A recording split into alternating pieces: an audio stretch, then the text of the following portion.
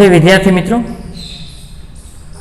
धोरण 11 विषय रसायन विज्ञान प्रकरण नंबर 3 आजना विडियो लेक्चर नी अंदर आपनु हार्दिक स्वागत है। आगळना विडियो लेक्चर नी अंदर आपणे आवर्तनी अंदर इलेक्ट्रॉन रचनानो अभ्यास करेलो हतो। आवर्त नंबर 1 परमाणु कक्षक एक ज प्राप्त होय वनेस तो तत्वों संख्या 2 मळे। हाइड्रोजन और हीलियम जो आवर्त क्रमांक 3 होय, आवर्त क्रमांक 2 होय तो 2 प्रकारनी कक्षक उपलब्ध होय, एस और पी। टोटल कक्षक 4 तो तत्वों संख्या 8 थाय। आवर्त नंबर 3 प्रकारनी कक्षक उपलब्ध होय, 3s 3p 3s 3p sorry 2 प्रकारनी। तो एमां पण कक्षकोनी संख्या 4 तो तत्वोनी संख्या 8। n बराबर 4 होय तो 4s होय, 4p होय अने 3d होय। s मां 2 तत्वो, p नी अंदर 6 अने d नी अंदर 10। टोटल तत्वोनी संख्या कक्षकोनी संख्या 9 तो तत्वोनी संख्या 18 थाय। 5मो आवर्त पेला s में आ बाजू इलेक्ट्रॉन भराशे, पछी d नी अंदर 5मो आवर्त तो d कई होय 4d में इलेक्ट्रॉन भराशे 10 अने पछी केनी अंदर आवशे 4p कक्षक नी अंदर सॉरी 5p कक्षक नी अंदर। आम 5मा आवर्त नी अंदर पण तत्वोनी संख्या केटली हशे 18।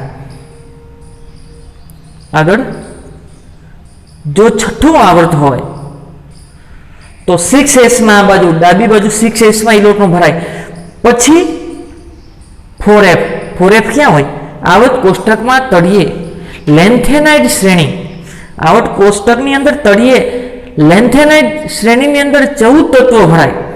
पछी डी विभाग नी अंदर n बराबर 6 होय तो 5d नी अंदर 10 इलेक्ट्रॉन भराय अने अहींया 6p नी अंदर 6 इलेक्ट्रॉन भराशे એટલે ई तत्वोनी संख्या थशे 6। એટલે आम छठा आवर्तनी अंदर तत्वोनी संख्या तमने 32 मळशे। 7मो आवर्त अधूरो छे पण तेम छतां 32 तत्वों समावी शकाय। एस विभाग डाबी बाजू छे, एमां 2 तत्वों, त्यारबाद एफ आवे। n बराबर 7 होय तो 7s होय पण एफ आडी हरोळ तळिये 2 क्वोंटमांक ओछो क्यो 5f 14 तत्वों समावी शकाय। कई श्रेणी एक्टिनाइट आ तळिये जोई शको छो। पछी अहींया डी आवे, डी ए डी कई होय 7s होय तो डी छे ने 6d होय, एनी अंदर टोटल डी नी अंदर 10 तत्वों समाई शके अने अहींया 7p आवे एनी अंदर 6 तत्वों। आम कुल मळीने SPDF कुल मळीने तत्वोनी संख्या 7मा आवर्तनी अंदर 32 तत्वों समावी शकाय। आवत कोष्टक में एस विभागनुं स्थान डाबी बाजू छे, पी विभागनुं स्थान जमणी बाजू छे, डी विभागनुं स्थान वच्चे छे ने डी विभागना तत्वोने संक्रांति श्रेणीना तत्वो कहेवाय। एफ विभागनुं स्थान एमां शरूआत 3d थी थाय એટલે એને प्रथम संक्रांति श्रेणीना तत्वो, 4d होय तो द्वितीय संक्रांति श्रेणीना तत्वो। n बराबर 6 होय ने तो एनी अंदर 5d संक्रांति श्रेणीना तत्वो होय अने n बराबर 7 होय तो वच्चे 6d संक्रांति श्रेणीना तत्वो होय। एफ विभाग ने आंतर संक्रांति श्रेणीना तत्वो कहेवाय। ए छठा अने 7मा आवर्तमां आवे। छठो अने 7मो आवर्त पण होय 4f श्रेणी अने 5f श्रेणी ए तळिये होय। आवत कोष्टकनी नीचे 2 आडी हरोळ 4f श्रेणी एटले लेंथेनाइड 14 तत्वों समावी शकाय अने 5f श्रेणी एटले एक्टिनाइड एनी अंदर पण 14 तत्वों समावी शकाय। एफ विभागनुं आवत कोष्टकमां स्थान क्यां छे तळिये। आज आपणे इलेक्ट्रॉनीय रचना ने आधारे तत्वोना प्रकार, इलेक्ट्रॉनीय रचना, तत्वों में परमाणु कक्षक में इलेक्ट्रॉनी वहेंचणी तेने शुं कहेवाय इलेक्ट्रॉनीय रचना। अने तत्वों प्रकार SPDF विभाग। तो इलेक्ट्रॉन रचना ने आधारे ઇલેક્ટ્રોન રચનાને આધારે તત્વોનું વર્ગીકરણ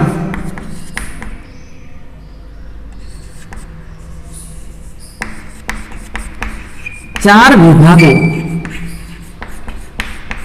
क्या एस पी डी અને एफ વિભાગમાં કરવામાં આવે।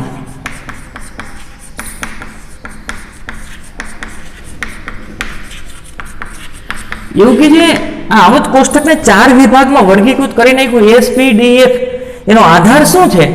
ઇલેક્ટ્રોન રચનાને આધારે તેનો આધાર છેલ્લો ઇલેક્ટ્રોન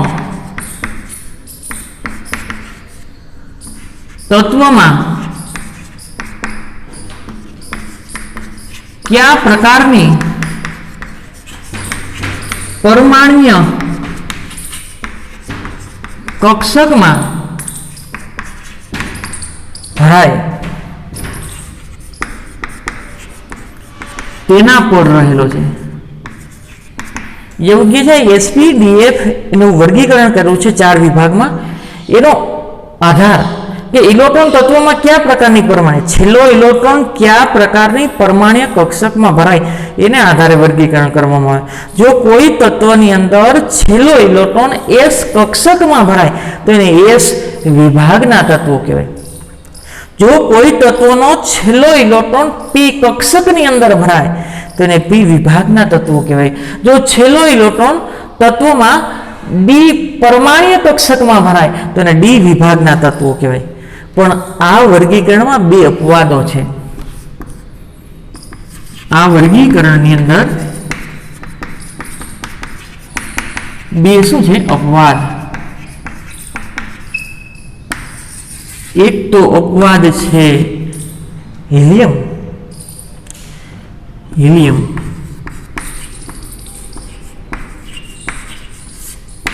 હિલિયમનો પરમાણુ ક્રમાંક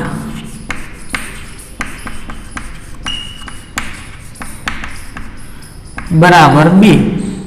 તેની ઇલેક્ટ્રોન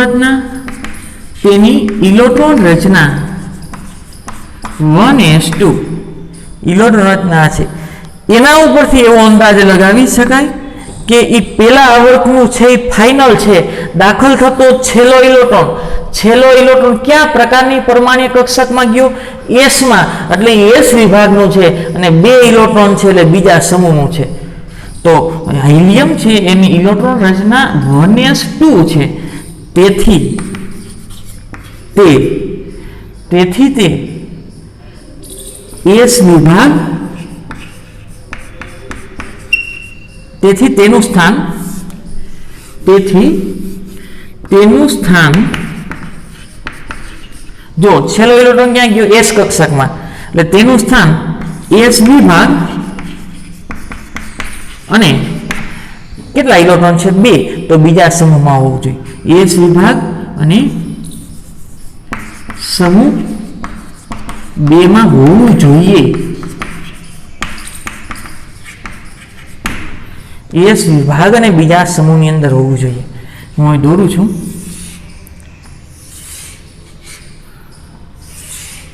બરોબર, આ સમૂહ 1, આ સમૂહ 2, આની ઇલેક્ટ્રોન રચના NS1 અને આની NS2। હવે અહીંયા થોડો ગેપ મૂકી દઉં છું। હવે આગળ બધી નથી દોરતો, 17 અને 18 ની દોરું છું। એ વચ્ચે ડી વિભાગ છે અને તળિયે છે એ એફ વિભાગ છે। અહીં હું 2 જ લખું છું 6 ને બદલે। આ 17 અને આ 18મો સમૂહ, આની ઇલેક્ટ્રોન રચના છે NS2 NP5 અને આની છે NS2 NP6। બરોબર, આગળ પેલા આવર્તની અંદર હાઇડ્રોજનનું સ્થાન અહીંયા હોવું જોઈએ, સોરી હિલિયમ, કારણ કે n બરાબર 1 અહીંયા હોવું જોઈએ। એસ માં દાખલ થયેલ એસ વિભાગ અને બીજા સમૂહનું હોવું જોઈએ, પરંતુ તેનું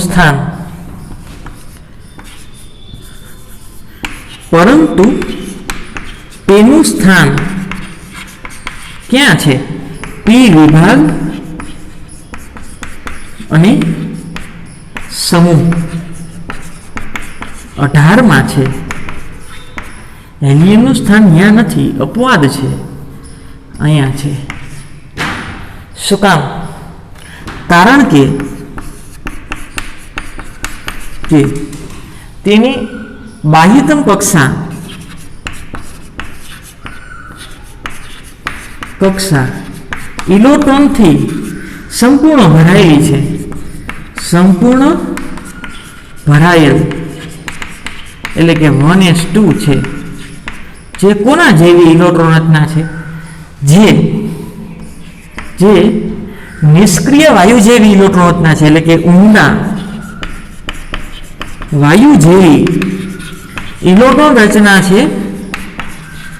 અને તેના ગુણધર્મો પણ ઊંડા વાયુ જેવા છે, અને તેના ગુણધર્મ પણ ઊંડા વાયુ જેવા છે. માટે એને ક્યાં સ્થાન આપ્યું છે? 18મા સમૂહમાં. ક્યાં સ્થાન આપ્યું છે? 18મા સમૂહમાં. હાઇડ્રોજન એસ વિભાગ બીજા સમૂહમાં સ્થાન, હિલિયમ એસ વિભાગ બીજા સમૂહમાં સ્થાન હોવું જોઈએ, પરંતુ એને 18મો સમૂહ પી વિભાગમાં સ્થાન આપ્યું છે. શું કામ? એની કોષ સંપૂર્ણ ભરાયેલો છે, કારણ કે એની ઇલેક્ટ્રોન રચના 1s2 છે. આ છે હિલિયમ સિવાયની છે, ભરાયેલી છે. ઇલેક્ટ્રોન રચના ઊંડા વાયુ જેવી છે, સંપૂર્ણ ભરાયેલી. આમાં 8 છે અને આમાં 2, તો એ ભરાઈ ગયેલી છે સંપૂર્ણ. અને એને ગુણધર્મ કોને મળતા આવે છે? 18મા સમૂહ. કારણ કે હિલિયમ કોઈની સાથે પ્રક્રિયા કરતો નથી, તો 18મા સમૂહના તત્વો કોઈની સાથે પ્રક્રિયા કરતા નથી. એટલે હિલિયમ આ સમૂહનું હોવું જોઈએ, તો એના ગુણધર્મ છે એ 18મા સમૂહ જેવા હોવાને કારણે એને ક્યાં મૂકેલું છે? 18મા સમૂહમાં. અપવાદ કિસ્સો ગણી અને અહીંયા મૂકેલું છે. બીજું અપવાદ છે હાઇડ્રોજન. બીજું અપવાદ કોણ છે? હાઇડ્રોજન. એનો પરમાણુ ક્રમાંક હાઇડ્રોજનનો પરમાણુ ક્રમાંક 1 છે. તેની ઇલેક્ટ્રોન રચના 1s1 છે. તેથી તેનું સ્થાન 1s1 એટલે એસ વિભાગ પહેલા સમૂહમાં હોવું જોઈએ. તેથી તેનું સ્થાન એસ વિભાગ અને સમૂહ 1 માં હોવું જોઈએ. એ કેમ ખબર પડે કે 1 માં 1 ઇલેક્ટ્રોન છે, જેની બાહ્યતમ કક્ષામાં 1 ઇલેક્ટ્રોન હોય, પહેલા સમૂહના તત્વ હોય. તો હાઇડ્રોજનની બાહ્યતમ કક્ષાની અંદર 1 જ ઇલેક્ટ્રોન છે, તે પહેલા સમૂહમાં એનું સ્થાન હોવું જોઈએ. તો પાછો પ્રશ્ન થાય છે કે 17મો સમૂહ હોય ને, 17મો, તો એની બાહ્યતમ કક્ષાની અંદર 7 ઇલેક્ટ્રોન છે. જો એ મેળવે તો 18મા સમૂહ ઊંડા વાયુ જેવી રચના પ્રાપ્ત કરે. કોના જેવી? ઊંડા 18મા સમૂહ જેવી. 17મો સમૂહ 10 બાદ કરો, બાહ્યતમ કક્ષાની અંદર 7 ઇલેક્ટ્રોન છે. જો 1 મેળવે તો 8 થઈ જાય. તો 17મા સમૂહ જો 1 ઇલેક્ટ્રોન મેળવે તો 18મા જેવી રચના થઈ જાય,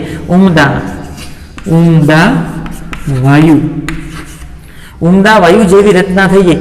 17મા સમૂહ જો 1 ઇલેક્ટ્રોન મેળવે તો 18મા સમૂહ જેવી રચના પ્રાપ્ત થઈ જાય, ઊંડા વાયુ જેવી. તો હાઇડ્રોજનને 1 ઇલેક્ટ્રોન આપો ને, તો જો ઊંડા વાયુ જેવી રચના થઈ. એટલે હાઇડ્રોજન પાસે 1 ઇલેક્ટ્રોન છે અને 1 આપી દો તો માઇનસ થાય. 1 હતો ને 1 મેળવ્યો તો હવે 2 ઇલેક્ટ્રોન થયા, અને 2 ઇલેક્ટ્રોન એટલે કોના જેવી રચના થઈ? હિલિયમ. તો એનું સ્થાન મારે 17મા સમૂહમાં આપવું જોઈએ. એની ઇલેક્ટ્રોન રચના 17મા સમૂહને મળતી આવે છે, કારણ કે 17મો સમૂહ 1 ઇલેક્ટ્રોન મેળવે તો ઊંડા વાયુ જેવી રચના પ્રાપ્ત કરે છે. તો હાઇડ્રોજન પણ જો 1 ઇલેક્ટ્રોન મેળવે તો ઊંડા વાયુ જેવી રચના પ્રાપ્ત કરે છે. તેનું સ્થાન એસ વિભાગ અને સમૂહ 1 માં હોવું જોઈએ, કારણ કે તે 1 ઇલેક્ટ્રોન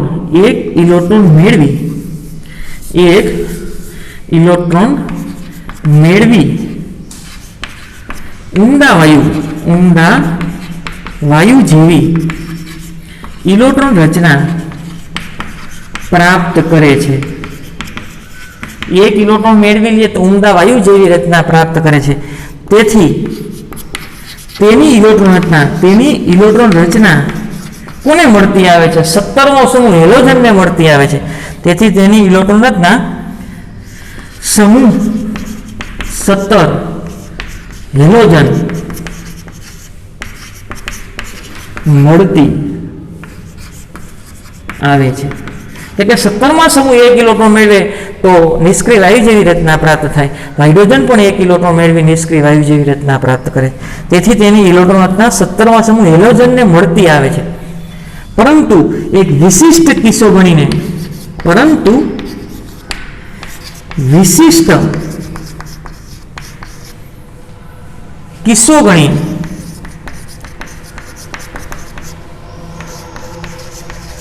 હાઇડ્રોજનને આવત કોષ્ટકમાં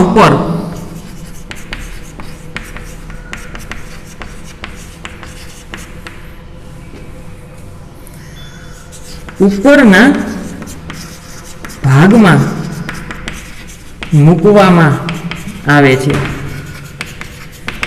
હાઇડ્રોજનને એક જ સમૂહની અંદર મૂકેલા નથી. હવે હાઇડ્રોજનને આવત કોષ્ટકની ઉપરના ભાગે મૂકવામાં આવે છે.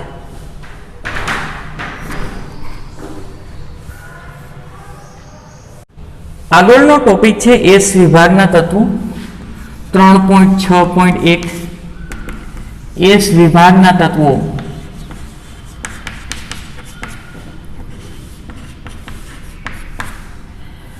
એસ વિભાગના તત્વો કોને કહેવાય? તો જે તત્વોમાં છેલ્લો ઇલેક્ટ્રોન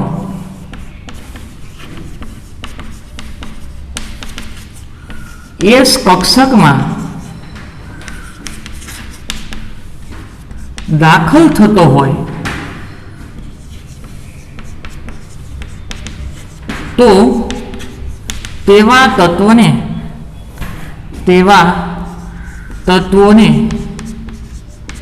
એસ વિભાગના તત્વો કહેવાય.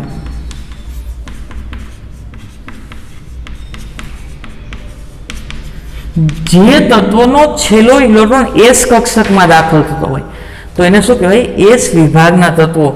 અને એસ વિભાગની સામાન્ય ઇલેક્ટ્રોન રચના તેની સામાન્ય એસ વિભાગ સમૂહ કેટલા આવે? 2. તો સામાન્ય ઇલેક્ટ્રોન રચના પેલા સમૂહની શું આવે? NS1 થી NS2. NS1 થી NS2 એટલે સમૂહ 1 અને સમૂહ 2 એસ વિભાગની સામાન્ય ઇલેક્ટ્રોન રચના થાય.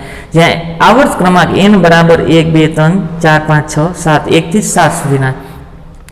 તેની અંદર આપણે તત્વો ખ્યાલ છે.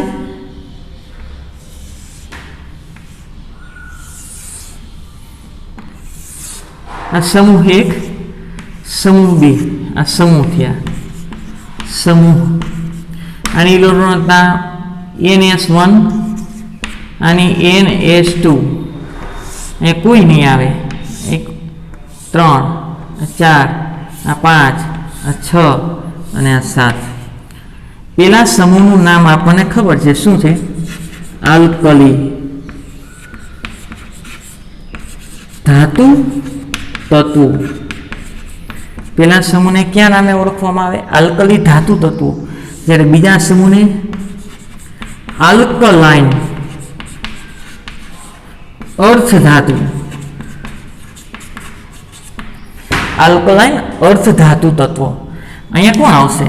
Lithium, sodium, potassium, rubidium, caesium અને Fr francium. Lithium, sodium, potassium, rubidium, caesium, francium, beryllium, magnesium, calcium, Sr strontium, Ba એટલે બેરિયમ અને Ra એટલે radium. Beryllium, magnesium, calcium, strontium, barium અને રેડિયમ. તમને પૂછે કે એસ વિભાગમાં તત્વોની સંખ્યા, તો 1 2 3 4 5 6 7 8 9 10 11 ને 12 તત્વો એસ વિભાગ. 12 તત્વો સમાવેશ થાય.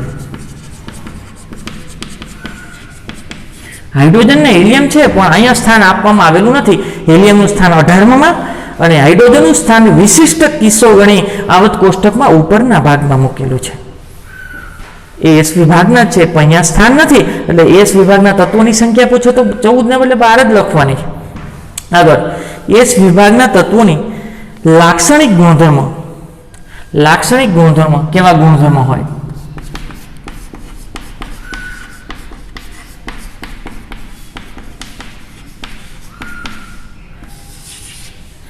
એસ વિભાગના તત્વો છે એ બધા જ સક્રિય ધાતુઓ છે અને વિદ્યુત ધનમય છે. લાક્ષણિકતા તે સક્રિય ધાતુ છે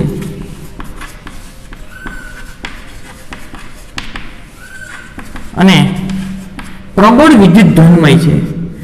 પ્રબળ વિદ્યુત ધન છે, સક્રિય છે ખૂબ જ, એટલે કુદરતમાં ક્યારેય તમને મુક્ત સ્વરૂપે મળશે નહીં. કોઈની સાથે શું કરી નાખે, પ્રક્રિયા કરી નાખે. સોડિયમ ન જોવા મળે, એ કોકની સાથે સંયોજાયેલો જોવા મળે. પ્રબળ વિદ્યુત ધન છે.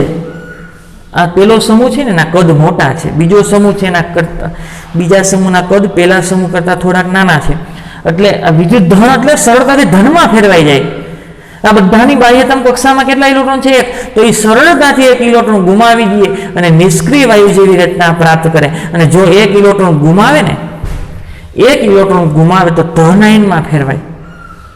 શેમાં ફેરવાય? ધન આયનમાં. અને બાહ્યતમ કક્ષામાં 2 છે તો એ 6 મેળવીને 8 ન બનાવે. એ 2 ગુમાવી અને 8 નિષ્ક્રિય વાયુ જેવી રચના પ્રાપ્ત કરે. એટલે પ્રબળ વિદ્યુત ધનમય છે. પ્રબળ વિદ્યુત ધનમય એટલે સરળતાથી ધનમાં ફેરવાય, અને સરળતાથી ધનમાં તો જ ફેરવાય ઇલેક્ટ્રોન ગુમાવે તો.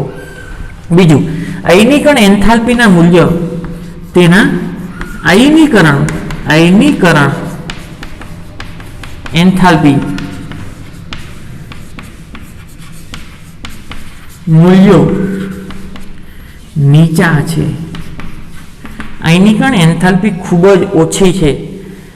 આયનીકરણ એન્થાલ્પી એટલે ઇલેક્ટ્રોન બાહ્યતમ કક્ષાનો ઇલેક્ટ્રોન દૂર કરવા માટે આપવી પડતી ઉર્જા. એ આગળ આજે જ પ્રકરણની અંદર આગળના લેક્ચરમાં આવશે. બાહ્યતમ કક્ષાના ઇલેક્ટ્રોનને દૂર કરવા માટે આપવી પડતી ઉર્જા. હવે આને એક જ ઇલેક્ટ્રોન દૂર કરવો છે તો થોડીક ઉર્જા આપો ને તો પણ સરળતાથી દૂર થઈ જાય, એટલે કે ઓછી ઉર્જાની જરૂર પડે. એટલે આયનીકરણ એન્થાલ્પીના મૂલ્ય નીચા છે. તે સરળતાથી બાહ્યતમ કક્ષાનો ઇલેક્ટ્રોન દૂર કરી સમૂહ એકના તત્વો બાહ્યતમ કક્ષાનો ઇલેક્ટ્રોન દૂર કરી સમૂહ એકના તત્વો હોય ને તો +1 આયન બનાવે.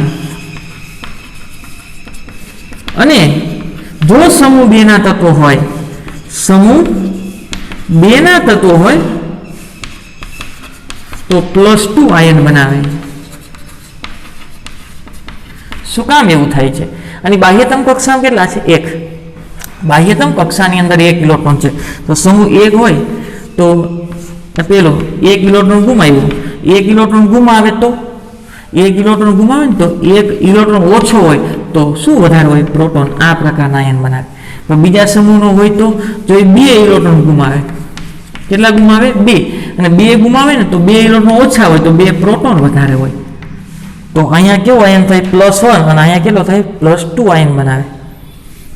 કેવો આયન બનાવશે? +2 આયન બનાવે. આયનીકરણ એન્થાલ્પીના મૂલ્યો ઓછા છે એટલે સરળતાથી ઇલેક્ટ્રોન દૂર કરે. પેલો સમૂહ હોય તો 1 ઇલેક્ટ્રોન દૂર કરી +1 આયન બનાવે. જ્યારે બીજો સમૂહ બાહ્યતમ કક્ષાની અંદર 2 ઇલેક્ટ્રોન છે તો સરળતાથી 2 ઇલેક્ટ્રોન ગુમાવીને +2 આયન બનાવે. હવે આ સરળતાથી ઇલેક્ટ્રોન ગુમાવતા હોવાને કારણે કુદરતમાં શુદ્ધ સ્વરૂપે જોવા મળશે નહીં. ઊંચી પ્રતિક્રિયાત્મકતાને કારણે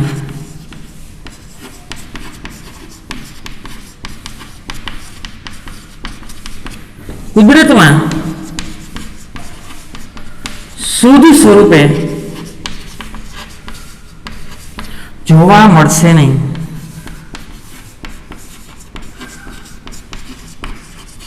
તમારે સોડિયમ જોતો હોય તો ન મળે, તમે ખુલ્લો મૂકી દેશો, સોડિયમ હશે તો ખુલ્લો મૂકી દેશો તો થોડા સમય પછી એ ઓક્સિજન સાથે પ્રક્રિયા કરી ઓક્સાઇડમાં ફેરવાઈ જાય, કારણ એની પ્રતિક્રિયાત્મકતા કેવી છે, ખૂબ ઓછી. એટલે કોઈની સાથે વાતાવરણ ઓક્સિજન સાથે પ્રક્રિયા કરી ઓક્સાઇડમાં ફેરવાઈ જાય અને કુદરતમાં એ ખુલ્લો હોય તો એ શુદ્ધ સ્વરૂપે ક્યારેય જોવા મળતો નથી. આગળ આ લિથિયમ અને બેરિલિયમ છે ને, લિથિયમ અને બેરિલિયમ એ પણ બધા જ પ્રતિક્રિયાત્મક છે, પણ એ જે કંઈ સંયોજન બનાવે એના સંયોજન છે ને એ સહસંયોજક લક્ષણ હોય. લિથિયમ અને બેરિલિયમના સંયોજનો સહસંયોજક હોય, એટલે કે ઇલેક્ટ્રોનની ભાગીદારીથી જે બનતો હોય ને એવા ગુણધર્મો હોય. અને આ બધા છે ને આ બધા તેના સંયોજનો આયનીય હોય.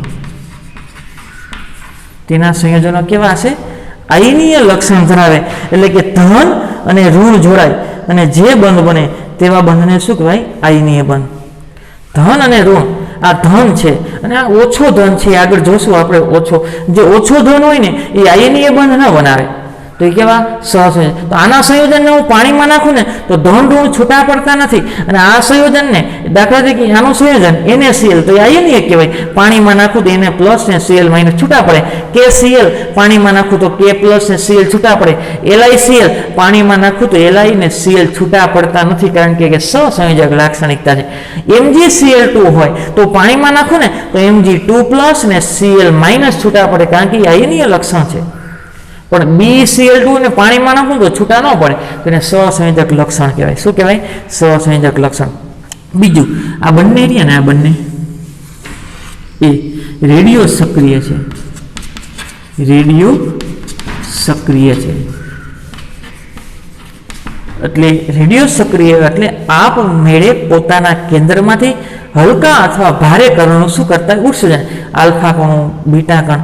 જ્યારે એવું થાય ને એટલે તત્વો એ રહે નહીં, તત્વો બદલાઈ જાય. કોઈ પણ રાસાયણિક પ્રક્રિયા છે ને બાહ્યતમ કક્ષાની અંદર ઇલેક્ટ્રોનમાં થતી હોય, બાહ્યતમ કક્ષાના ઇલેક્ટ્રોનમાં થતી હોય, પણ રેડિયો સક્રિય હોય ને એની પ્રક્રિયા કેન્દ્રમાં થતી હોય. અને કેન્દ્રમાં જ્યારે પ્રક્રિયા થતી હોય ત્યારે પ્રોટોન ગુમાવે, અને પ્રોટોન ગુમાવે તો પરમાણુ ક્રમાંક બદલાય, ને પરમાણુ ક્રમાંક બદલાય તો તત્વો બદલાય. ફરીથી S વિભાગના તત્વો કોને કહેવાય? જે તત્વોમાં છેલ્લો ઇલેક્ટ્રોન S કક્ષકમાં દાખલ થતો હોય તેને S વિભાગના તત્વો કહેવાય. સામાન્ય ઇલેક્ટ્રોનના શું થાય?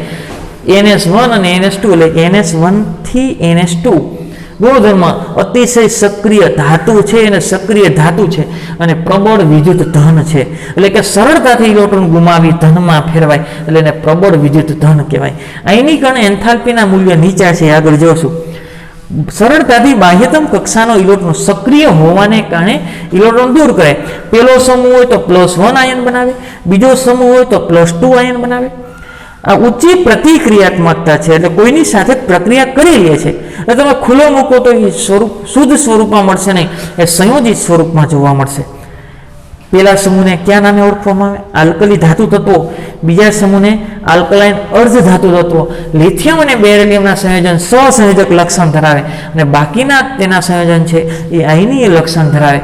જ્યારે FR અને રેડિયમ, ફ્રાન્સિયમ અને રેડિયમ છે એ રેડિયો સક્રિય છે. અને તમને પૂછે કે S વિભાગમાં તત્વોનો કેટલાનો સમાવેશ થાય, તો 12 તત્વોનો સમાવેશ થાય.